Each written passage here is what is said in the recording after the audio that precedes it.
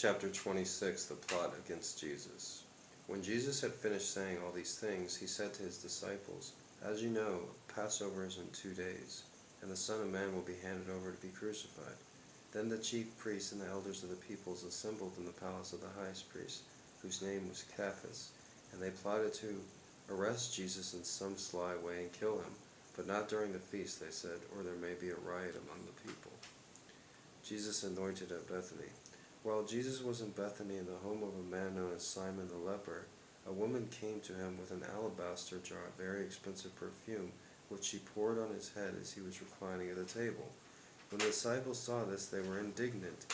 "Why the waste?" they asked. "This perfume could have been sold at a high price and the money given to the poor." Aware of this, Jesus said to them, "Why are you bothering this woman? She has done a beautiful thing to me. The poor will always have with you, but you will not always have me. When she poured the perfume on my body, she did it to prepare me for burial. I tell you the truth, wherever the gospel is preached throughout the world, what she has done will also be told in memory of her." Excuse me. I get up like at 6 a.m. every morning and I work very, very hard all day long. I take a couple breaks watching YouTube videos, but I'm watching like Jordan Peterson or something like uplifting and positive. I don't need to justify yawning, okay? Back to the Matthew chapter 25.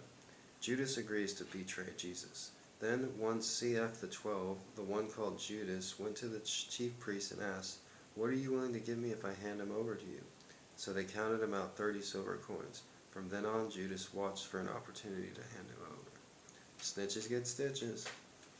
The Lord's Supper. On the first day of the Feast of Unleavened Bread, the disciples came to Jesus and asked, "Where do you want us to make preparations for you to eat the Passover?" He replied, "Go into the city to a certain man and tell him, 'The teacher says, my appointed time is near. I am going to celebrate Passover with my disciples at your house.'"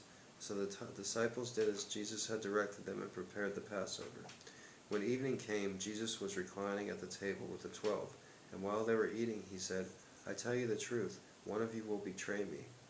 They were very sad and began to say to him one after the other, "Surely not I, Lord." Jesus replied, "The one who has dipped his hand into the bowl with me will betray me.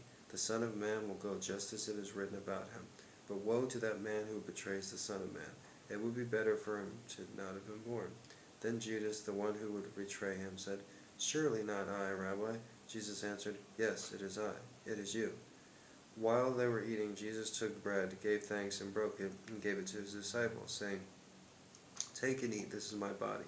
Then he took the cup, gave thanks, and offered it to them, saying, "Drink from it, all of you. This is my blood of the covenant, which is poured out for many for the forgiveness of sins.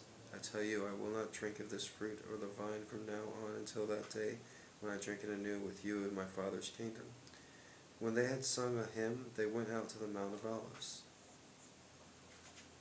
Jesus predicts Peter's denial.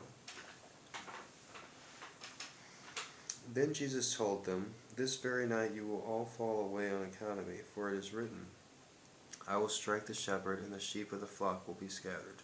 But after I have risen, I will go ahead of you into Galilee." Peter replied, "Even if all fall away on account of you, I never will." "I tell you the truth," Jesus answered, "this very night, before the rooster crows, you will disown me 3 times." But Peter declared, "Even if I have to die with you, I will never disown you." And all the other disciples said the same. Gethsemane.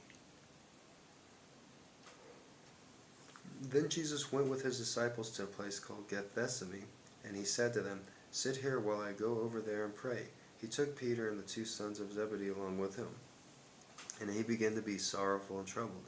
Then he said to them, "My soul is overwhelmed with sorrow to the point of death. Stay here and keep watch with me." Going a little further, he fell with his face to the ground and prayed, "My Father, if it is possible, may this cup be taken from me, yet not as I will, but as you will." Then he returned to the disciples and found them sleeping. "Could you men not keep watch for me in 1 hour?" he asked Peter. "Watch and pray so that you will not fall into temptation. The spirit is willing, but the body is weak." He went away a second time and prayed, "My Father, it is not possible for this cup to be taken away unless I drink it. May your will be done." When he came back, he again found them sleeping, because their eyes were so heavy.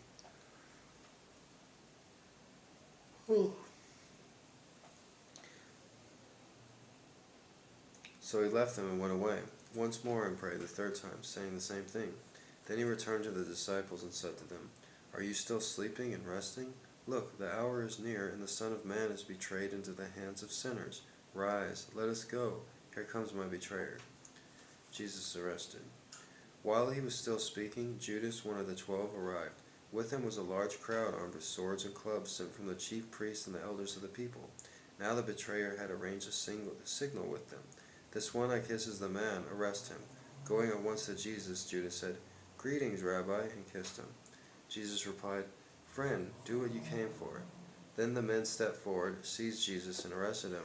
With that, one of Jesus' companions reached for the sword, drew it out, and stuck the servant of the high priest, cutting off his ear. Put your sword back in place, Jesus said to him. Oh, sorry.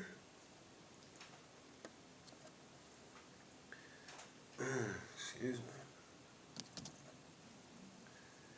Okay, put your sword back in its place, Jesus said to him, for all who draw the sword will die by the sword. Do not think I cannot call on my Father, and he will at once put at my disposal more than 12 legions of angels. But how they would the scriptures be fulfilled that say it must happen this way. At that time Jesus said to the crowd, Am I leading a rebellion that you have come out with swords and clubs to capture me? Every day I sat in the temple courts teaching, and you did not arrest me. But this has all taken place that the writings of the prophets might be fulfilled. Then all the disciples deserted him and fled. Before the Sanhedrin, those who arrested Jesus took him to Caiaphas, the high priest, where the teachers of the law and the elders had assembled. But Peter followed him at a distance, right up to the courtyard of the high priest. He entered and sat down with the guards to see the outcome. The chief priest and the whole Sanhedrin went looking for false evidence against Jesus so they could put him to death. But they did not find any, though many false witnesses came forward. Finally 2 came forward and declared, This fellow said, I am able to destroy the temple of God and rebuild it in 3 days. Then the high priest stood up and said to Jesus, Are you not going to answer? What is this testimony that men are bringing against you? But Jesus remained silent. The high priest said to him, I charge you under oath by the living God. Tell us if you are Christ, the Son of God. Yes, it is as you say, Jesus replied. But I say to all of you, in the future you will see the Son of Man sitting at the right hand of the Mighty One and coming out of the clouds of heaven. Then the high priest took his clothes and said, He has spoken blasphemy. Why do we need any more witnesses? Look now, you have heard the blasphemy. What do you think? He is worthy of death, they answered. Then they spit in his face and struck him with their fists. Others slapped him and said, Prophesy to us, Christ. Who hit you? Peter disowns Jesus. Now Peter was sitting out in the courtyard, and a servant girl came to him. You also were with Jesus of Galilee, she said. But he denied it before them all. I don't know what you're talking about, he said.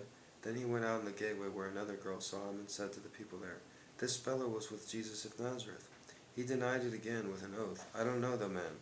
After a little while, those standing there went up to Peter and said, Surely you are the one, for your accent gives you away. Then he begins to call down curses on himself, and he swore to him, I don't know the man.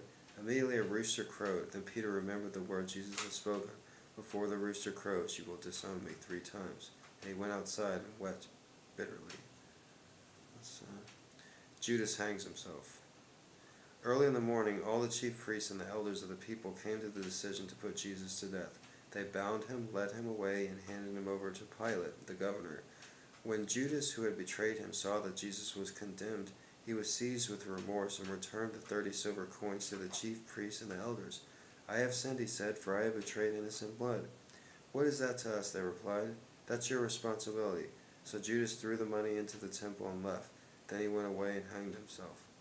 The chief priest picked up the coins and said, It is against the law to put this into the treasury. I was reading ahead. That was actually chapter 27, but I couldn't resist the part about Judas. In the last book I read, The Catcher in the Rye, there's a part of the book where Holden Caulfield, he's a very cynical person, but he's not necessarily religious, but he does talk about the Bible and Jesus. And he says he likes to ask Catholics if they think Judas went to hell after killing himself. And he said every Catholic that he's asked had said yes, Judas definitely went to hell after killing himself. But then Holden says, as the narrator, the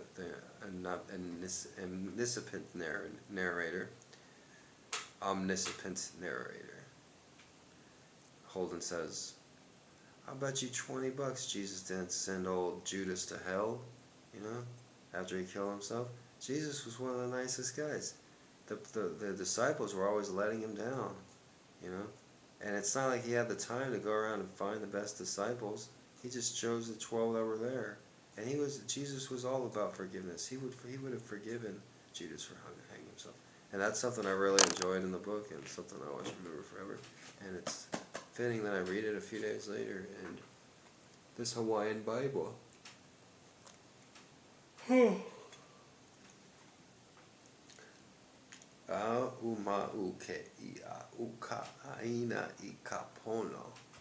You speak Hawaiian?